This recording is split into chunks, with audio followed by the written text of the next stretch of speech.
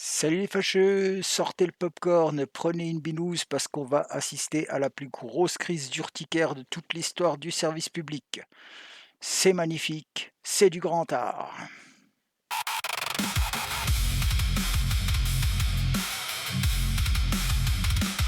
On dirait une scène d'invasion zombie sauf que les zombies portent des badges de syndicalistes et tremblent devant une petite nana qui écrit dans le Figaro. Le crime? Eugénie Bastier arrive sur France Télévisions pour animer une émission de débat pour la présidentielle 2027. Attention, hein, on ne parle pas d'une nomination au Conseil de sécurité de l'ONU, non.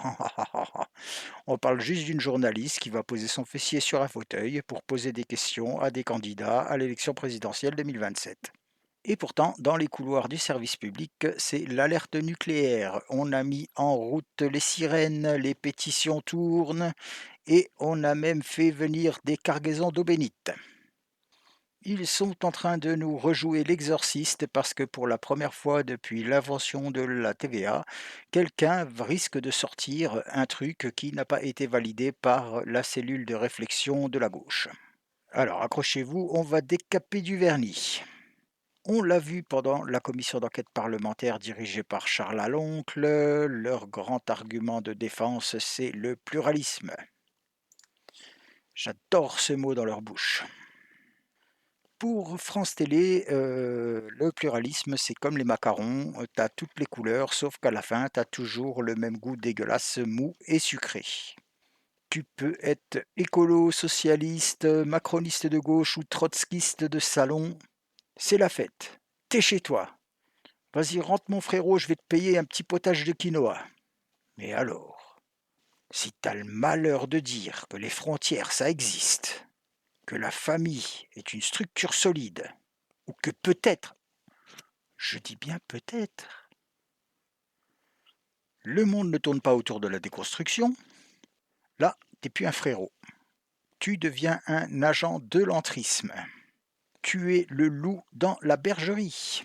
Ils nous sortent le coup de l'indépendance de la rédaction, mais de l'indépendance de quoi? De la réalité? De la moitié de la population française qui ne se reconnaît plus dans leur JT aseptisé?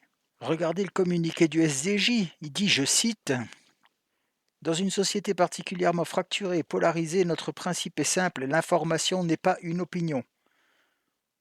Faudrait peut-être faire tourner la note de service à tout le monde, non? Ils ont peur, mais ils n'ont pas peur d'Eugénie Bastier, non. Ils ont peur que les Français se réveillent. Ils ont peur que quelqu'un vienne dire tout haut ce que tout le monde pense tout bas. Imaginez le choc. Cohen, direct. Mais bon, faut quand même les comprendre, hein. On va passer du sujet de la sauvegarde des escargots non binaires en Lozère à une analyse qui dit que peut-être, hein, la souveraineté ne serait pas un gros mot. C'est l'AVC assuré pour toute la rédaction. Ils sont tellement habitués à l'entre-soi qu'ils en ont même développé une allergie au débat. Ils ne veulent pas vous informer, ils veulent vous éduquer. Et comme vous n'êtes pas des élèves dociles, ils verrouillent les portes.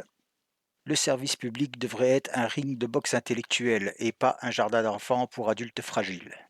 Si Eugénie Bastier dérange autant, c'est qu'elle leur rappelle qu'il existe un monde de l'autre côté du périphérique.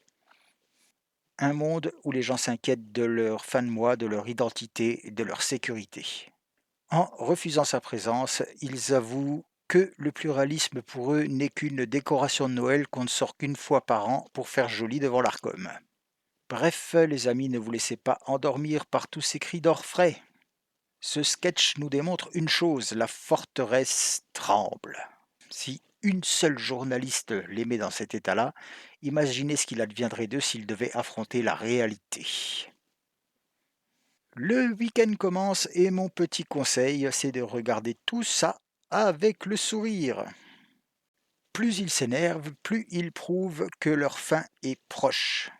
Ils sont les gardiens d'un musée dont plus personne ne veut visiter les galeries.